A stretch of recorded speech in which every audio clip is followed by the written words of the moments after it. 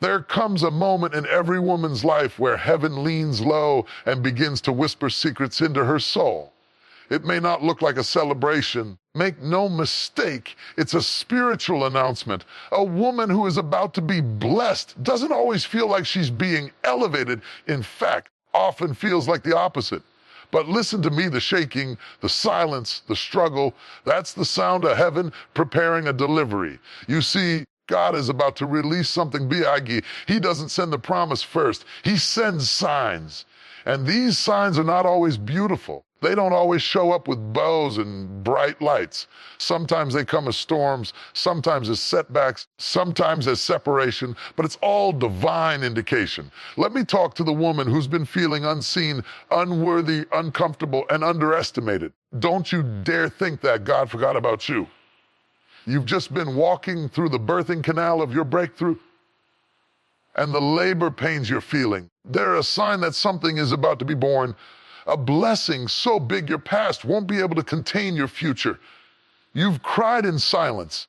You've served with no applause. You've carried burdens like a warrior.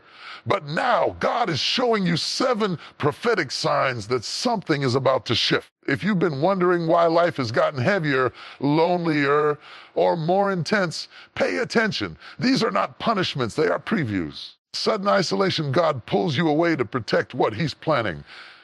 Unexplainable restlessness, that's not anxiety, that's your spirit waking up. People start leaving. Not everyone can stay where God is taking you. Doors close without warning, close or divine direction. New ideas stir in your heart. The blessing comes with fresh vision. Spiritual attacks increase. The enemy only fights what he fears. Your faith gets tested deeply because big blessings require strong roots. Your discomfort is not dysfunction, it's development. The woman you are becoming can't live in the patterns you're leaving. So don't despise the signs, discern them. Don't fear the storm, face it. Don't shrink in the silence, stand still and see the salvation of the Lord. Before the floodgates of heaven open, before the miracle manifests, before the doors swing wide in your favor, God always sends signs. But these signs are not always grand or glorious. They are not written in the clouds or shouted through a microphone. They often show up in the subtle shifts, the quiet discomforts, the sudden changes that make no sense to the natural mind, and yet they speak volumes in the spirit. Many women cry out for blessings. Few are trained to recognize the signs. And because the signs don't always look like favor, we often mistake them for failure. We beg for increase and then panic when pruning comes. We ask for purpose and get confused when patterns are disrupted. God is not a God of confusion. He is a God of preparation. And what you call chaos, He often calls construction. When God is about to bless a woman with something big, the heavens do not stay silent. They begin to stir. There's a shifting in the atmosphere. The same way the earth trembles before a mighty storm, the spiritual realm begins to move when destiny is on the horizon. If you are only looking with your natural eyes, you'll miss it. You'll call it a breakdown when it's actually a buildup. You'll name it a curse when it's actually a course correction. God never delivers destiny without giving you clues. He gives you spiritual indicators, divine whispers that say, "Daughter, get ready. I'm about to do something." But these whispers don't always come in comfort. Sometimes they come in isolation. Sometimes they come through rejection. Sometimes they show up in closed doors and uncomfortable stretching. But here, this discomfort is often the first sign of divine movement. Think of a woman in labor. Before the child is born, there is pain, there is pressure, there are signs. Her body shifts, her water breaks, contractions begin, and no doctor is needed to tell her that something is about to change because her body speaks the language of delivery. In the same way, when you are about to birth something in the spirit, your life begins to send signals. God sends signs not to scare you, but to prepare you. Some of you have been praying for God to enlarge your territory, and now you're wondering why the people around you are shrinking, why the phone calls have stopped, why the support has gone silent. But could it be that God is making room for the blessing? Could it be that the people leaving are not subtracting from your life, but subtracting the weight that would have held you back from your next level? Others are asking God for elevation, and now all you see is loss. The job is gone. The finances feel unstable. The routine you clung to has been interrupted. What if I told you that elevation often requires elimination? What if the things you lost were never meant to survive the blessing that's coming? Sometimes God has to clear the stage before he reveals the next act of your life. God is strategic. He doesn't waste a move.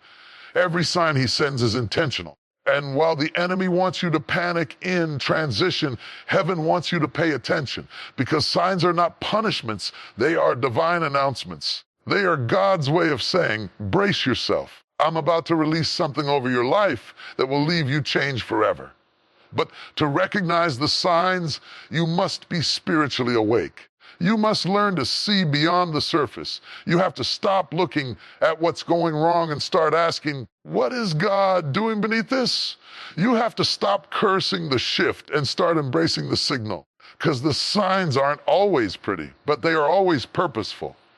God may wake you up at 3 a.m. with a heavy burden on your heart. That's a sign. He may cause you to feel out of place in rooms that once made you feel safe.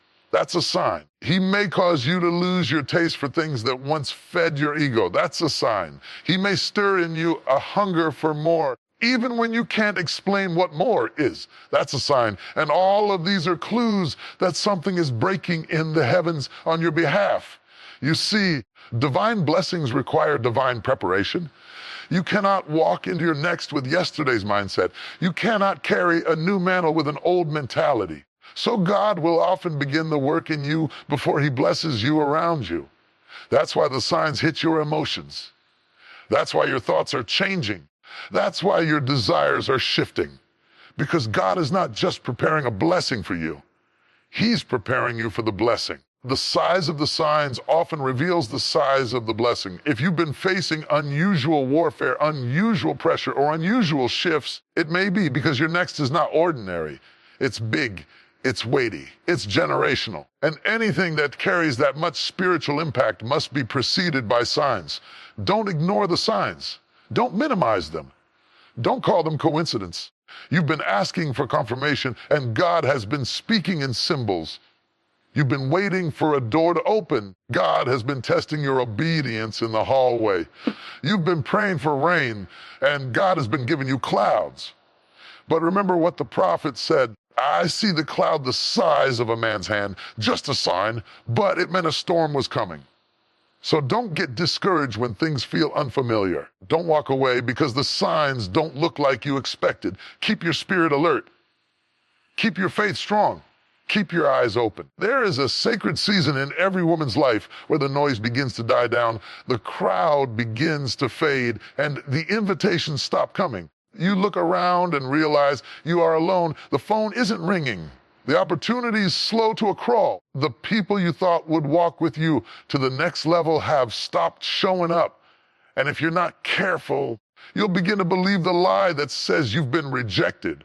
You'll begin to question your worth, your voice, your calling. You'll begin to think that isolation is a punishment. But let me tell you something divine, something eternal. Isolation isn't rejection. It's preparation. God never pairs great women in public. He molds them in the shadows. He does his finest work behind closed doors. Because anything that is born of significance must be protected before it can be revealed. When God is about to raise up a woman for something big, care enough, the first thing he often does is separate her. He begins the process of holy detachment. He creates space between her and the noise of the world, between her and the people who are too familiar with her past to embrace her future. So if you find yourself in a place where the circle is shrinking, where your name is no longer celebrated, where the platform you once seems to be fading, don't panic enough. You are not being rejected by people. You are being selected by God. He is pulling you aside because there is something sacred growing inside of you. And it cannot be touched by everyone. There is a calling on your life that requires privacy before power. Think about the seed. Before it ever sees the light, care enough, it must first be buried. The soil becomes its secret sanctuary. It doesn't look glorious. It doesn't feel good. The seed is covered, hidden, isolated, and care enough. But it is in that hidden place that the seed is broken open. It's in that dark space that the roots go deep. Care enough. It's in that invisible chamber that the miracle begins to take shape. And woman of God, that's exactly where you are, not buried to die, but planted to rise. Isolation is not abandoned as alignment. It is God drawing you closer, removing distractions, stripping away attachments that cannot go with you where you are headed. It may look like you're losing, but in the spirit, you are gaining strength. Enough. Gaining insight, gaining clarity. You are being trained in silence. Your anointing is being refined in the stillness. Your discernment is being sharpened in solitude. The world is obsessed with platforms, but God is obsessed with process. Enough. The wilderness isn't the devil's domain. It's God's workshop. Moses had to go into the desert before he could deliver a nation. Care enough. Joseph had to go into the pit before he could reach the palace. David was in the field, tending sheep alone, before he was ever anointed as king. Care enough. And Jesus himself had to withdraw from the crowds, often rising early to be alone with the Father, because isolation is where power is renewed. And care enough. You must understand that the greater the call and the deeper the consecration. And consecration doesn't begin on stages.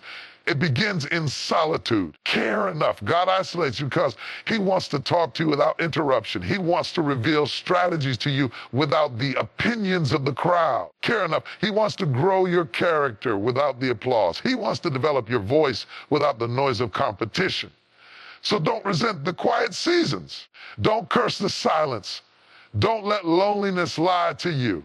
You are not forgotten. You are not overlooked. You are not being punished enough. You are being pulled into purpose. And yes, it may hurt. Yes, it may be confusing. Yes, you may long for connection. But understand this, intimacy with God always precedes impact for God. And if he has called you apart, it's because he is preparing something within you that the world isn't ready for yet. Sometimes isolation is the only place where God can detox your soul. Care enough. He uses the stillness to remove the lies you believed about yourself. He uses the silence to help you hear your own voice again. He uses the space to untangle your identity from the expectations of others. Because when he brings you back into the light, you cannot waver. You cannot doubt. You cannot shrink. You have to know who you are and whose you are. And that knowing only comes through being alone with him. There are things God whispers to you in isolation that he will never say in a crowd. There are levels of healing that only happen when you step away and care enough. There is a depth of anointing that can only be developed in the secret place. And when that work is complete, when the oil has been pressed out of your pain, care enough, when your voice has been shaped by the Spirit, when your identity has been anchored in truth, then and only then will God reveal you. And when he does, care enough. The people who thought you were being rejected will have no choice but to recognize you were being refined. And those who assumed you were will see that you were being washed clean. The ones who left you in the valley will watch you rise to the mountain. Not because of your popularity, because of your preparation. You will come forth like gold, not better, not broken, but blessed. Not empty, overflowing. And the beauty of it all is this: you won't even have to explain yourself. Your fruit will speak for you. Your strength will be undeniable. Care enough. Your presence will carry the weight of glory, not because the crowd that cheers for you, but because of the God who prepared you in the silence. So woman of God, wipe your tears. Lift your head. Breathe in the peace of your hidden season. You are not alone. Heaven is watching. Angels are a sign. Care enough. And God is closer now than ever. He is preparing you for something you cannot even imagine, something eyes haven't seen, something ears haven't heard. Care enough. Something that's been hidden just for you. When a woman is on the edge of her greatest blessing, the atmosphere around her will begin to change. Not in peace. Care enough. Not in comfort. Not in calm, but in chaos. All of a sudden, things start falling apart. People act out of character. Emotions run high. Fear creeps in. Care enough. Confusion clouds the mind. It may feel like life is spinning out of control, but in the spirit realm, it's not chaos. It's a clue. I challenge enough. And Karen, it's not an accident, it's an alarm. You're not under random attack. You're on the verge of breakthrough. Anchor enough. Because whenever heaven is about to deliver something powerful, hell gets nervous and warfare intensifies. You've been wondering why your sleep is broken, why your thoughts feel heavy, why people you love are suddenly turning against you, why there's tension in the atmosphere. Let me tell you why. It's not just emotional, it's spiritual. You are under surveillance by the enemy because what's inside of you poses a threat to the kingdom of darkness. Care enough. You are carrying purpose. You are moving into position. You are growing, shifting, elevating. And the enemy knows he can't stop what God has already approved. So what does he do? He sends warfare. And let me tell you something about spiritual warfare. It doesn't knock politely. It barges in. It shakes the foundation. It attacks the mind. It stirs up the past. It whispers lies that echo loudly. And just when you think you're past it, another wave comes. Fair enough, but don't misinterpret the storm. Don't assume the attack means God has left you. On the contrary, it means God is about to launch you. Enough. That attack didn't come because you're weak. It came, you're close. The enemy does not waste ammunition on people going nowhere. He saves his heaviest artillery the moments where you're closest to destiny, because the enemy is not omniscient, but he can sense movement and care enough. He can feel momentum. And when your spirit starts getting aligned with heaven's timing, when your prayers start shaking the atmosphere, and care enough, when your obedience starts irritating hell, that's when the enemy intensifies the battle. You're not being punished. You're being pressured into power. And this pressure doesn't mean the end. It's the signal that something is about to break. When a woman is in labor, the pain doesn't increase the closer she gets to birth. It intensifies. Her body pushes harder. Her muscles tighten. The contractions come faster and stronger. That's not because something's wrong. It's because the baby is almost here. And spiritually, it works the same way. When your breakthrough is crowning, care enough, warfare kicks into overdrive. This is why you feel exhausted, why your emotions are raw, why you're questioning yourself, why the voices of doubt feel louder than ever. The enemy isn't fighting you now. He's terrified of your next, and care enough. And the only thing he can hope to do is wear you down enough to make you quit before you see what God has already prepared for you, and care enough. But what he didn't account for is that you've been battle tested. You've walked through fire and came out with faith. Care enough. You've cried tears that became intercession. You've stood in the dark and still held onto your promise. Yes, the warfare is real. I care enough, but so is the anointing that's coming out of it. You see, warfare isn't just a fight. It's a forge. God is using the very thing sent to destroy to develop you. Every dart laid live, every betrayal, every spiritual blow, it's refining your discernment. And care enough. It's strengthening your prayer life. It's teaching your hands to war and your heart to trust. You're learning how to fight without bitterness, how to worship with wounds, how to praise when you don't have answers. Don't curse the warfare. Understand it. It is not a sign of weakness. It is a signal of transition. You are stepping out of who you were and stepping into who you were destined to be. And just like a snake sheds its skin, care enough. The process is uncomfortable. Old has to fall off. The mindset has to shift. The fear has to die. The weight has to drop. Enough. That's why the attack feels personal, because it is. The enemy knows what you're stepping into. He sees you are no longer content in Egypt. He sees you're no longer addicted to approval. He sees you're no longer defined by what broke you. And so he strikes. But let me declare this over young enough. The attack will not win. The enemy is not sovereign. He can attack, but he cannot cancel. He can distract, but he cannot destroy. Care enough, because no weapon formed against you shall prosper. The storm may come, but it will pass. The fire may rage, but you will rise. You were built for battle. Ellen, care enough. You were designed for destiny. And if God brought you to this moment, he has already given you what you need to survive it. Enough. You don't need to figure everything out right now. You just need to stand. Stand in your truth. Stand in your calling. Stand in your authority. Stand in your word. Stand in your faith. Because sometimes the breakthrough doesn't come from fighting. It comes from not folding. The enemy's greatest fear is a woman who refuses to bow, even in the midst of the fire. And here's the truth. Breakthrough is not just about what you receive, but about you become. This season of warfare is birthing a new version of you. A woman who prays without ceasing. A woman who sees in the spirit. A woman who walks with confidence. A woman who carries oil. A woman who can cast down lies and lift up truth. Care enough. A woman who doesn't need the world's validation because she's already approved by heaven. So let hell rage. Let the enemy do what he does. Let the attacks come. But you keep your armor on. You stay rooted in the word. You plead the blood of Jesus. You speak life. You cancel every curse. You stand tall in the fire because the fourth man is with you. And when this storm passes, you will come out not burned, blessed, not broken, but bold, not weakened, but anointed. Spiritual warfare is a reality, but so is spiritual victory, and yours is coming. The warfare is intense because the release is imminent. You are closer than you've ever been. You are stepping into something bigger than you imagined. So don't back down. Don't quit. Don't fold. There is a holy frustration that comes when a door you prayed for, fasted for, believed for, suddenly slams shut. It doesn't knock gently. It doesn't whisper a warning. It shuts firm, final, and without explanation. In that moment, your faith trembles. You ask, God, why would you lead me here just to lock me out? Why let me hope, only to hand me disappointment? We serve a God who sees what we don't. Who knows what we can't? Who looks into the future and guides us with wisdom, convenience, and because he's sovereign, he will sometimes let the door you want remain closed so he can lead you to the door you actually need. The denial isn't punishment. It's protection. The no isn't cruel.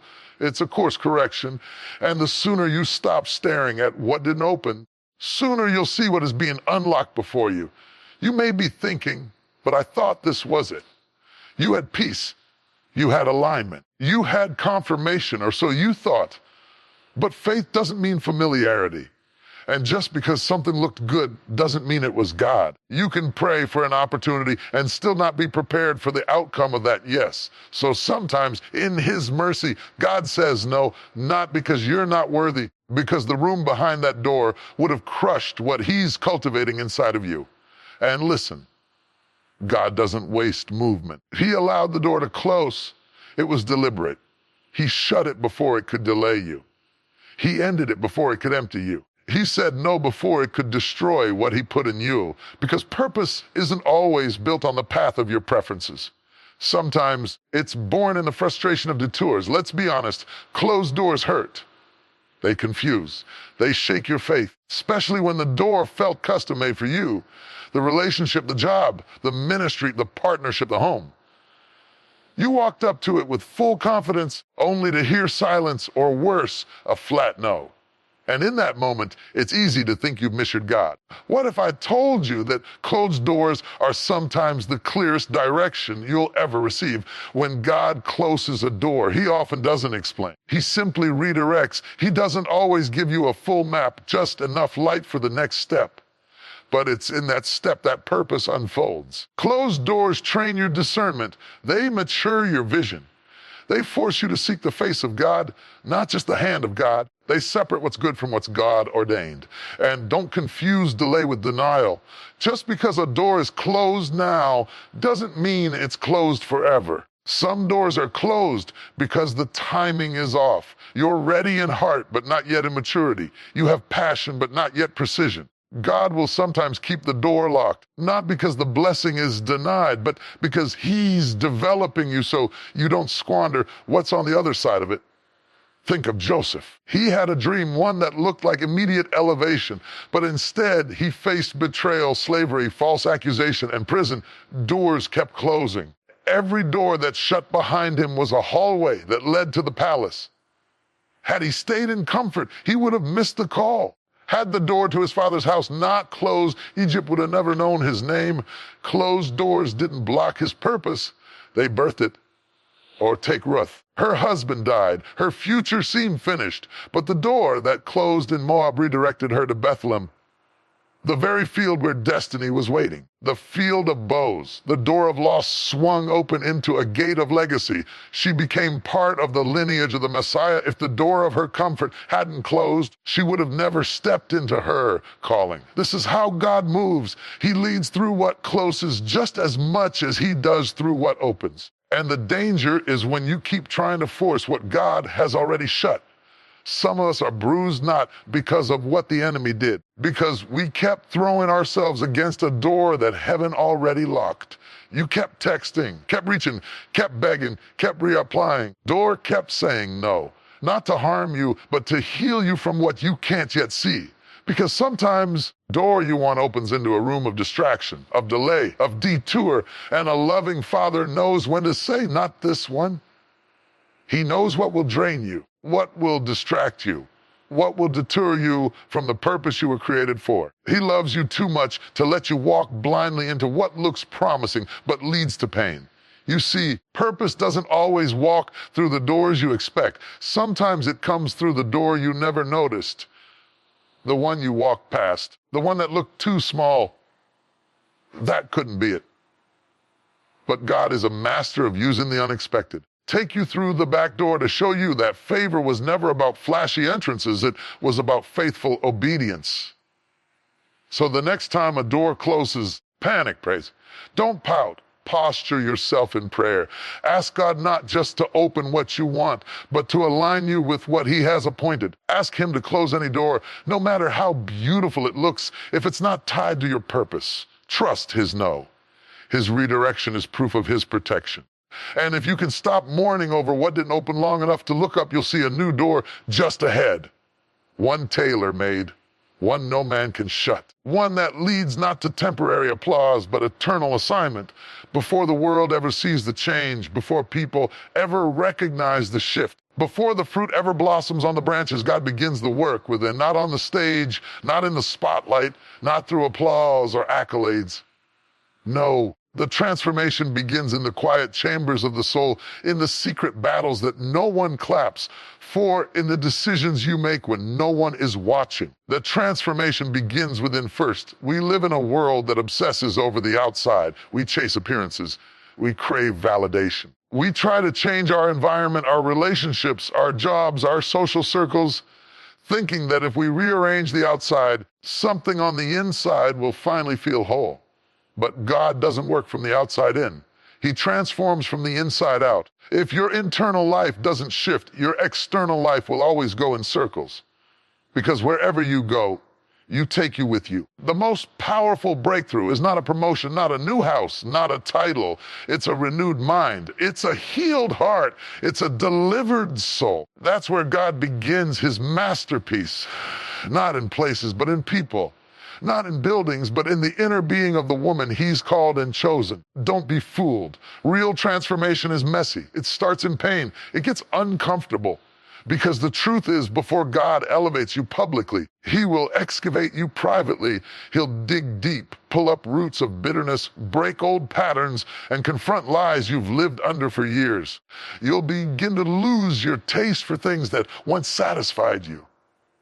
You'll stop laughing at things that used to make you giggle. You'll find yourself craving silence more than noise, stillness more than chaos, truth more than popularity. That's not depression. That's divine development. God begins to peel back the layers, not to shame you, but to shape you. He exposes what's been hiding under the surface, insecurities, fears, ego, pride, trauma, not to destroy you, but to deliver you. Because he cannot bless who you pretend to be. He blesses the real you, the raw you, the surrendered you. And when he begins that internal transformation, it can feel like your world is falling apart. You'll start losing interest in conversations that lack depth. Your circle may get smaller. The things that once gave you comfort might start to feel shallow. That's because God is upgrading your spirit, and when your spirit elevates, your atmosphere must shift. You might not see it right away. There may not be any outward evidence, but deep down, something is stirring. Something is healing. Something is being rebuilt. You're not where you want to be yet, but you're also not where you used to be. And that in-between space, that's sacred. That's holy ground. That's the proving ground for transformation. We love the word, breakthrough. But real breakthrough starts beneath the skin. A woman who has truly been transformed doesn't need to announce it. Her presence speaks. Her energy is different. Her perspective is elevated. She no longer reacts from the same broken place. She no longer chases the same things. She doesn't need validation because she walks in revelation. She doesn't have to beg for love because she's learned how to receive it from God first. You may be in a season where you feel like nothing is happening. You're not getting the calls. The doors aren't opening. The results seem slow.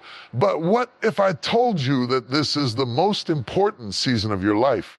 Because what God is doing in you is preparing you for what He wants to do through you. And if you rush the inner work, the outer breakthrough will break you. Think of a tree.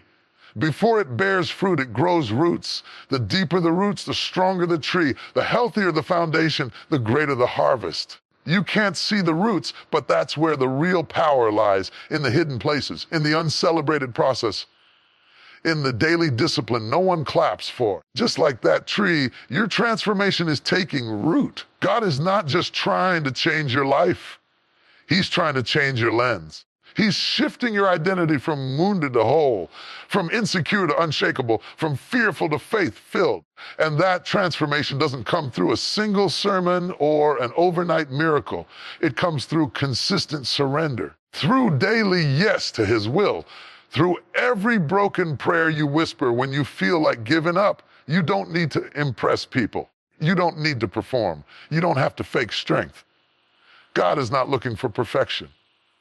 He's looking for posture. A woman who will lay down her pride and say, God, start with me, not my bank account, not my platform, not my followers, me, my heart, my mind, my attitude, my soul, changing from the inside out. And when you let God in, everything changes. Not overnight, but certainly over time. You begin to walk lighter. You begin to speak differently. You begin to set boundaries without guilt. You begin to attract what aligns with your healing. You stop repeating cycles and start building new patterns. You begin to trust God with your process, not just your promises. People may not understand it. They might say, you've changed. And that's exactly the point. Because when God transforms you, you can't stay the same. You can't keep shrinking for comfort. You can't keep pretending to be who you were when God is trying to birth who you are. There is a version of you that is so powerful, so peaceful, so purposeful, but she can't emerge until the old one is released. So stop waiting for the outside to line up. Stop waiting for the job, the man, the breakthrough, the spotlight. The change you're looking for begins right now within you, in your mind, in your soul, in your spirit. That's where the fire starts. That's where revival begins. That's where freedom is born. You are not being overlooked. You are being overhauled. When the internal transformation is complete, everything around you will have no choice but to shift. Because when the woman changes, the world around her must adjust.